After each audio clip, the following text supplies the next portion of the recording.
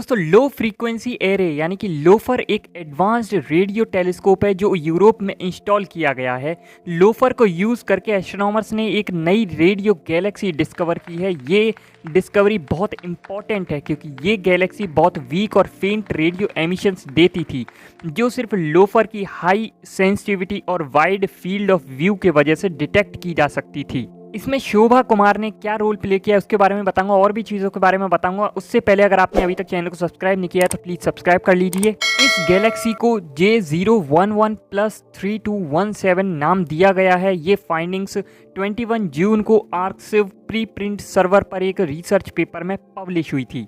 इस रिसर्च के हिसाब से J0011+3217 गैलेक्सी कुछ पेक्यूलियर फीचर्स यानी कि विचित्र फीचर्स शोकेस करती है, जिसमें एक वन साइडेड सेकेंडरी लोब भी शामिल है। ये लोब एक तरफ से ज़्यादा प्रोमिनेंट है जो इसे अनयूजुअल बनाता है। रेडियो गैलेक्सीज अपने कोर से एक huge amount of radio waves emit करती हैं। इन गैलेक्सीज के कोर में सुपर मैसिव ब्लैक होल्स होते हैं जो गैस और डस्ट को एक्रीट करते हैं यानी कि साथ में बढ़ते हैं। इस प्रोसेस में हाई एनर्जी जेट्स प्रोड्यूस होते हैं जो इलेक्ट्रिकली चार्ज पार्टिकल्स को बहुत हाई वेलोसिटीज़ तक प्रोपेल करते हैं।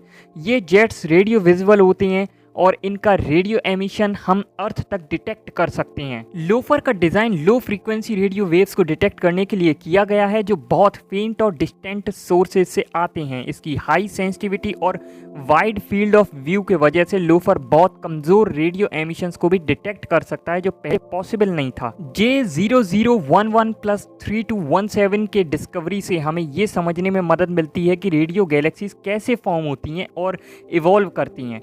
इस गैलेक्सी के पेक्यूलर फीचर जैसे कि one sided secondary lobe suggest करते हैं कि ये एक यूनिक इवोल्यूशनरी पाथ को फॉलो कर रही है। एस्ट्रोनॉमर्स अब इस पे और डिटेल में स्टडी कर रहे हैं ताकि ये पता चल सके कि ऐसी गैलेक्सीज कैसे डेवलप होती हैं और इनकी हाई एनर्जी जेट्स का क्या रोल होता है। physics.org की रिपोर्ट के अनुसार एक टिपिकल रेडियो गैलेक्सी अपने एक्टिव फेज के दौरान कुछ स्पेसिफिक फीचर्स शो करती है जैसे लोब्स, जेट्स, हॉटस्पॉट्स और कोर।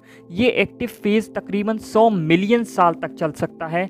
जब ये फेज ख़त्म हो जाता है तो ये एक्टिविटी सिग्नल्स डिसअपीयर हो जाते हैं और गैलेक्सी रेमनेंट या डाइंग फेज में एंटर करती है। इस वक्त गैलेक्सी का एक्टिव गैलेक्टिक न्यूक्लियस यानी AGN टर्न ऑफ हो जाता है। एक टीम ऑफ एस्ट्रोनॉमर्स जो शोभा कुमार के लीडरशिप में है, मिदनापुर सिटी कॉलेज, इंडिया से बिलोंग करते हैं, ने ऐसी एक रेडियो गैलेक्सी को डिटेक्ट किया है जिसमें लोब्स हैं।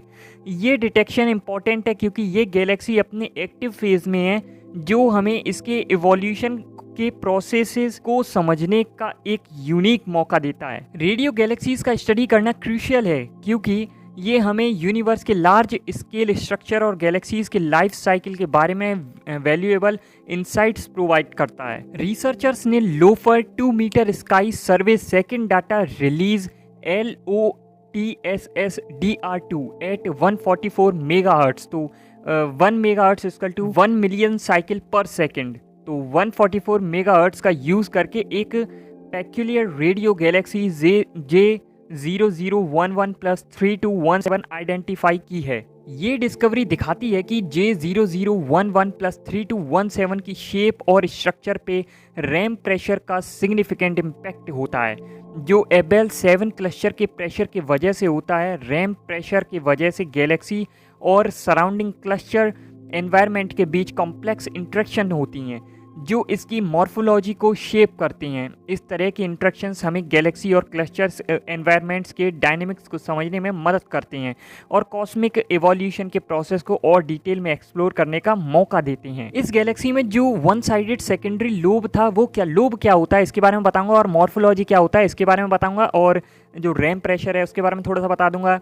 जेट्स वगैरह जो था वो बता दूंगा अभी। तो इस रिसर्च से हमें क्या समझ में आया, तो ये स्टडी हमें रेडियो गैलेक्सीज के फॉर्मेशन और इवोल्यूशन को समझने में मदद करेगी और ऐसे डिटेक्शन से फ्यूचर में और भी फेंट और डिस्टेंट रेडियो गैलेक्सीज को स्टडी करने का हमें मौका मिलेगा जो हमारी कॉस्मिक नॉलेज को एनहांस करेगा। तो अब बात करते हैं हाई एनर्जी जेट्स क्या होते हैं। तो high energy jets super massive black holes के एक्रीशन डिस्क से एमिट होने वाले नैरो बीम्स ऑफ पार्टिकल्स होते हैं जब ब्लैक होल गैस और डस्ट को एक्रीट करता है, मतलब साथ में चलता है, तो कुछ मटेरियल रिलेटिविस्टिक स्पीड पर एस्केप कर जाते हैं, जिसे हाई एनर्जी जेट्स कहते हैं।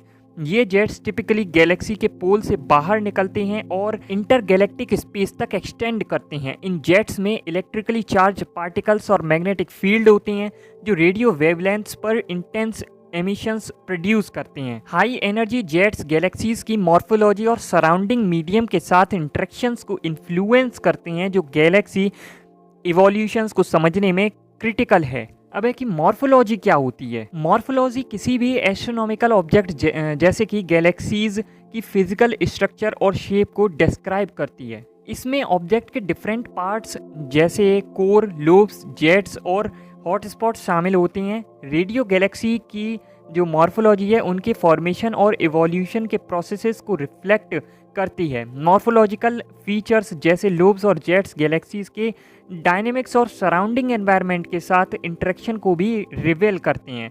इसलिए एक गैलेक्सी की मॉर्फोलॉजी को स्टडी करना हमें उसकी हिस्ट्री, करेंट स्टेट और फ्यूचर एवोल्यूशन के बारे में वैल्यूएबल इंसाइट देता है। तो अब है कि लोब्स क्या होते हैं। तो लोब्स रेडियो गैलेक्सीज के प्रोमिनेंट फीचर्स होते हैं जो हाई एनर्जी जेट्स के एंड पर बनते हैं।